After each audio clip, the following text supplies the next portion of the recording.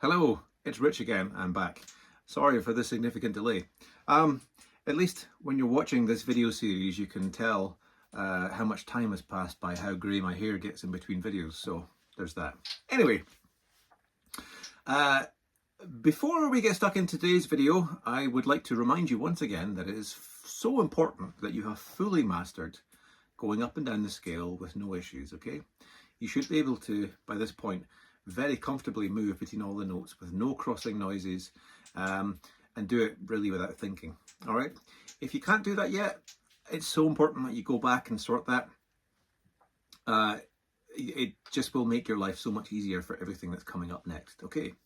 Now, today, I'm going to introduce one of the first multi-note embellishments. Now, I'm introducing this one, which is reasonably complicated. The reason being, because I suspect that a lot of you will benefit from having more time to master this before employing it in a tune, okay? Now, that's not to say that everyone is going to struggle with this, but it is one of those things that requires a lot of movement in the bottom hand, particularly it's all focusing on this bottom hand pinky here. It could be this one if you're left hand dominant. And the issue that I have always found, even 30 years on, is that trying to get this finger to move independently of the ring finger is difficult. It also doesn't help the fact that I'm also hypermobile, okay? So as you can see, I can do that, right? Which is a lovely party trick, but it happens involuntarily, and whenever I try and play this embellishment, my finger just locks and I can't do it properly. And also the fact that I'm a sax player, you know, there's a lot of keys at the bottom of the saxophone that require a big stretch out with that pinky and a fair bit of strength to push down on, which actually just counteracts the motion required to do this bagpipe embellishment, which isn't great. So it's one of those things that I think that a lot of people will benefit from just a little bit more time practicing on before you use it. Now, let's have a quick recap on the meaning of the word embellishment, all right? Now, I mentioned at the beginning of this course that embellishments are key to the bagpipe's unique sound, okay? Hence why I've always said you can't just blast on and learn tunes by ear without knowing these embellishments or these movements, because, yeah, you could play the melody, but you're not actually playing the instrument properly. You know, this is a very unique thing and a very unique instrument, and it's so important that you get these. So what does the word embellishment mean? Well, in the musical sense, it means a decoration or ornamentation. Now, we have actually been doing single note ornamentations, embellishments, when we've been doing our grace notes, okay? And so, again, like the word grace note itself, which is like a cover-all term for little decorations, so single note decorations, but also grace notes mean something very specific in the bagpipe world. Embellishment, again, is like, it's at that level with the catch-all term grace note. But what we mean when we're talking about embellishments generally in the bagpipe world is multi-note combinations of movements that are kind of, they're considered to be a little bit more distinct from our grace notes, all right? I know that other people may have different ideas on that, but that's kind of, you know, it's like, it's not necessarily unwritten, but, you know, it's one of those situations where embellishment means two things, kind of not the same, but kind of in the same house as each other, if that makes sense. Anyway, this one is called the Birl, okay, B-I-R-L, and it is so called because it is onomatopoeic. It sounds like the movement when you say it, especially when you roll the R, Birl, Birl, okay? When you play it at full speed, it goes, blah, right? It obviously sounds much better than that, than me going, blah. The movement relies entirely on your bottom hand pinky, okay? And there's a couple of approaches to playing it in terms of techniques that I'm going to demonstrate in a minute. And when I do that, you'll get a chance to decide which one works best for you, okay? But before we do that, let's actually look at the core of the embellishment, which is the same no matter which technique you employ to play it, and sort of, you know, you're going to see it in different contexts, but fundamentally at the core of this embellishment is always the same sequence of notes, okay? So Again, if you're left-hand dominant, you're going to look the other way, but for us right-hand dominant players, it's all in the bottom hand here, okay? And the basic principle of playing this embellishment is going from low A, we're going to hit low G, we're going to come up to low A again, we're going to hit low G again, and come off to low A, okay? This is what it looks like in the music.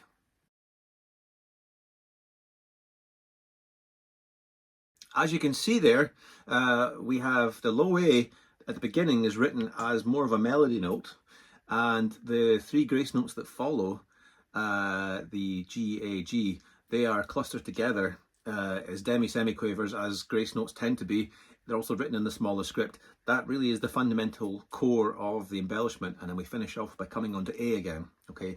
And generally speaking, when we end on that low A, we're holding it longer because the A at the beginning and in this case, and the A at the end are melodic notes, okay? Now you can also see that it is intended that you play this really rapidly, okay? Because again, the movement is written in grace notes. Right for now, I don't want you to worry about the speed. What I want you to focus on is, first of all, getting the technique right. Second of all, is getting the relationship of the notes to be tight. So we don't want to hear you necessarily lingering on a low G longer than you would play one of the low A's, okay? Everything has to be the same speed. And once you get that right, even at a slower speed, as you slowly build up the speed, everything moves together in harmony. So when you're at full speed, you're not pausing unnecessarily and slowing yourself down. And again, with grace notes and embellishments generally, you know, we see that they are written as demi-semiquavers. Honestly, no one is going to sit with a stopwatch and say, you played that demi-semiquaver a fraction too fast in relation to the beat. I'm not going to say it's not an exact science, but it's not precise. You know, the trick is to play them sharply and cleanly with a nice spacing in between the notes, but everything sounds clear, even though it's being played very quickly, okay? So let's worry about the technique. Right, now again, I'm going to make the assumption, because as we've talked about in the past in these videos, that playing the bagpipes is more of a lifting motion with your fingers, okay? Now your dominant hand, which for me is my right, is primarily focused on grasping things, right? So it's very much using the muscles underneath. Lifting the fingers back, it is not as adept at. And especially with these two fingers here, biomechanically speaking, they're kind of joined at the hip. You know, unlike these two fingers, which like to move independently, and the thumb can move very independently, these two fingers like to move together, all right? So you may find that when you're trying to do this, that as you move the pinky, the ring finger kind of wants to come with it, and you may find that that hole opens, okay? So just listen out for that. That's one thing that's going to affect regardless which of these two techniques that you want to employ, if indeed you have the problem, okay? So let's talk about the two different approaches, okay? So the first one is the only one I was ever taught when I was learning, and that's called the tap and drag, okay? So it looks like this. So we start on low A, we literally tap our pinky down and lift it off. And then the second time we drag our pinky across the hole, bringing it back towards the palm, okay? So let's see that again. So we tap it once and then drag it across. Now you can probably immediately see from my fingers here why I've always struggled with that technique. You can see that in doing the dragging motion, this joint here on the ring finger wants to lift up, okay? And the added bonus for me, obviously, is again having this double-edged curse here.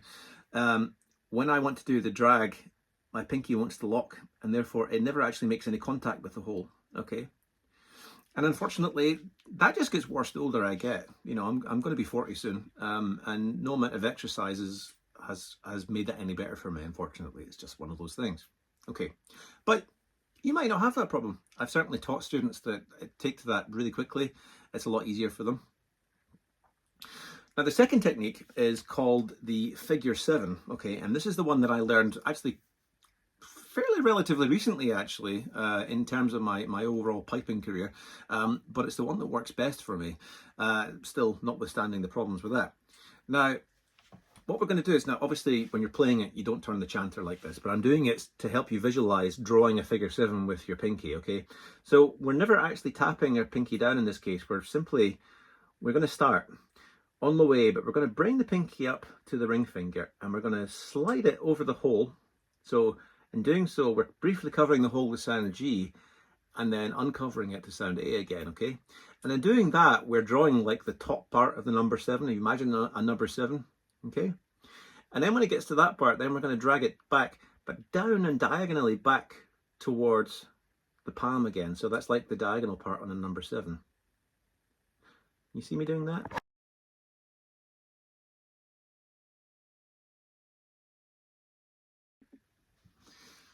Okay, so let's look at that figure 7 again in motion. So we start with the pinky close to the ring finger and we slide it horizontally across the hole, and then we slide it back, come diagonally down like the spine of the number 7 back in towards the ring finger there.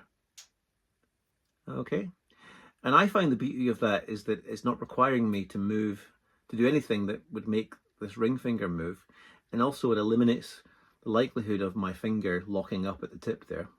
Okay. Again, you might not necessarily have that problem, but I wouldn't be doing my job properly if I wasn't offering these little bits of advice. Okay. So slowed right down, this is what the Birl is going to sound like, starting on low A.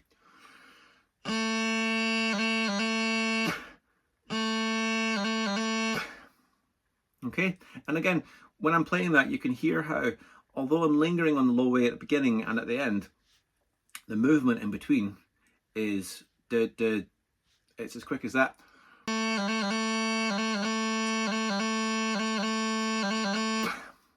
Okay, now I also have to admit that where I'm recording right now is extremely cold, so you know, my hands are almost going transparent there, and I'm finding that when my hands are cold, they don't like to play ball especially well. Now, most of you will immediately know which of these techniques is going to suit you best, I find. But I would still recommend trying them both out for a bit and see which one feels more natural to you. If you're doing the Birl and you find that you're struggling for your pinky to actually reach the hole, it may be worth just sliding your bottom hand across a little bit more. Like, you don't want it to be so that you're covering it with your palm, but you want to slide it across so that the pinky is adequately covering the surface of the hole there without you having to reach anything, okay? And it also allows, if there is a slight movement in your ring finger when you do that, you can still see that my ring finger tip is wanting to move when I do that. But with it being further across, there's more flesh for it to cover the hole, so it certainly will help. Now, the Birl comes in sort of 3 different shapes per se. Like I said, the core of the embellishment is always the same, always that movement with the pinky, but depending on where it appears in the music, in the tune, you might find that you see it kind of in different contexts. So the first thing to note is that the example that we've been working on to this point has assumed that we were already playing a low A in the melody before we moved to the Birl, okay? But that's not always the case. You often find actually that the Birl appears jumping down from the top register. So for instance, you might come down from an E. That's just an example. Now in that case, you're going to see the Birl written ever so slightly differently. Okay, so what happens then is that the low A at the beginning that we've just been working with now gets shunted across into the little group of notes in the middle. So we now have 4 grace notes piled together. It doesn't change the timing, it just means that we're not going to hold on to that low A in the same way that we did before, but the movement is exactly the same. Okay, and you will find this a lot.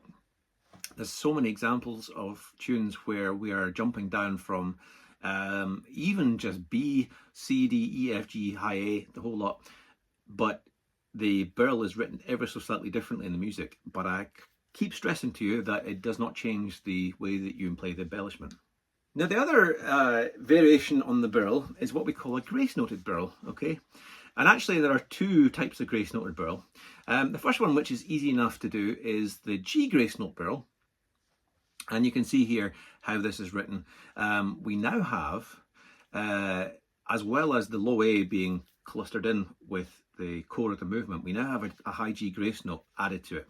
So still the same movement, but with the added bonus of a high G grace note. Okay, and obviously this is going to extend the length of the embellishment just ever so slightly. It's not to say that you're going to have to play it any faster. It just means that whatever is following rhythmically is going to be just ever so slightly shorter to accommodate this slightly longer Birl now, okay? But otherwise, it's the same. And this can be quite a nice movement to get right, especially if you get all the sequence of notes from the G grace note right the way through to the last low A, all more or less the same length. It's a lovely rippling sound. Now the other grace note Birl that we have is a high A grace note Birl. Now, wait, I hear you say, we've not done high A grace notes yet. No, that's true. But you know what, this seemed like a great place to introduce them. It's what we call in the movie business a segue. Now, as I mentioned before when we were covering grace notes, any note other than low G can be a grace note, okay? High A is absolutely no different, but is only ever employed when you want to play a grace note onto high G and you want to play a grace note off of high G, okay? Now, when you're playing high G, it's just your thumb on the top hole at the back here, all right?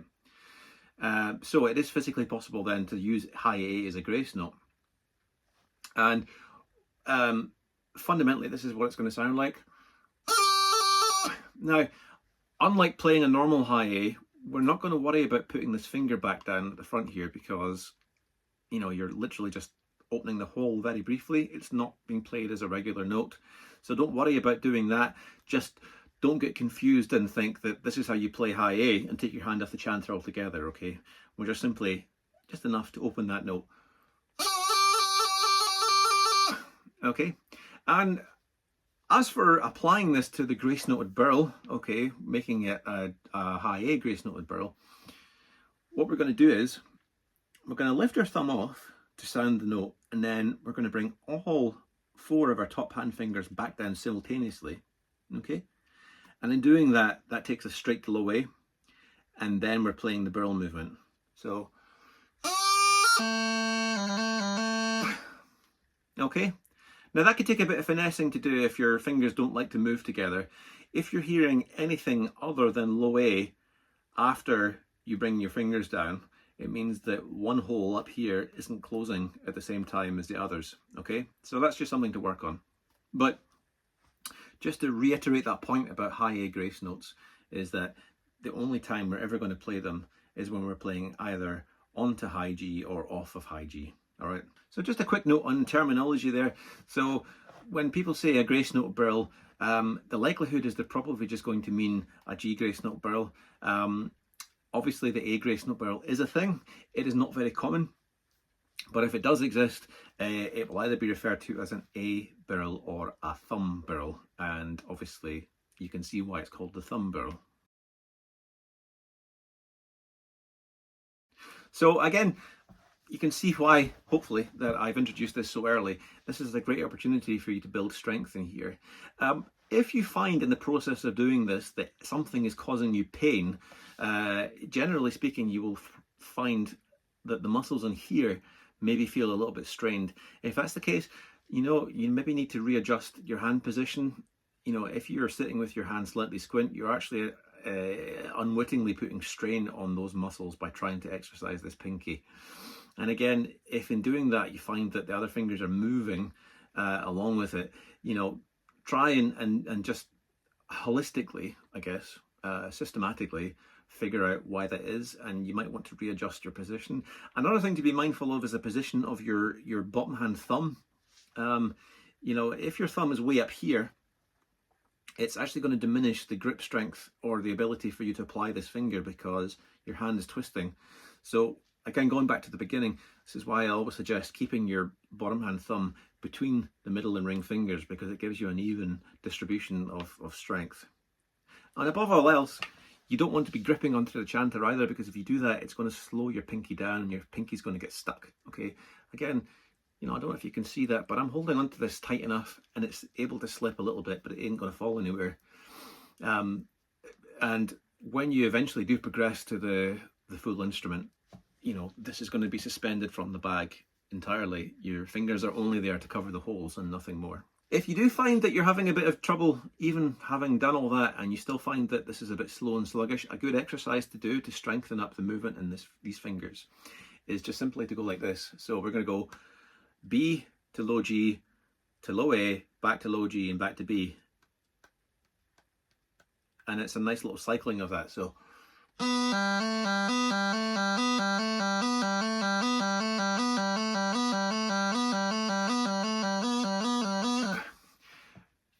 it's a bit like a tongue twister. If you do a repetition, you might, as you could hear as I was deliberately doing towards the end there, we were hearing a bit of a blah, blah. That's because sometimes when I was moving from G to B there, I was throwing in a little bit of a low A because I was intentionally slowing the movement of these fingers down. They want to move together. But that's a good way to build up the strength. It will take a while. I'm not going to lie to you. It's something that you kind of want to keep on top of, but a combination of doing that and, more importantly, practicing the Birl will ultimately yield results, okay? You will also find further down the line that this movement from low G to low A is actually quite a common movement. Now, one last thing to talk about here, this is more of a compositional thing, but putting these embellishments in context. Now, choosing embellishments in bagpipe music isn't just a random thing.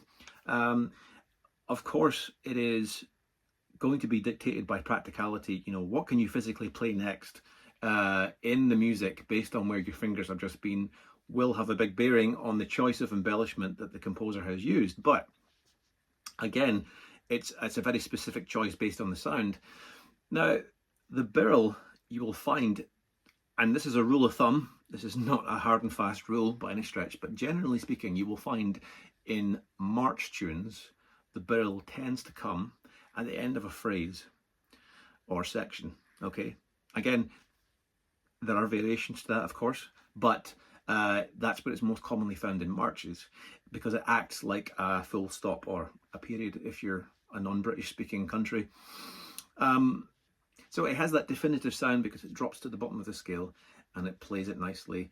And then you tend to find that when the Birl finishes, we hold a little bit of a note to finish that phrase before we either go back to repeat it or move on to the next one, okay? But in dance tunes, it's slightly different. It doesn't necessarily, in fact, it rarely in dance tunes comes at the end of a phrase.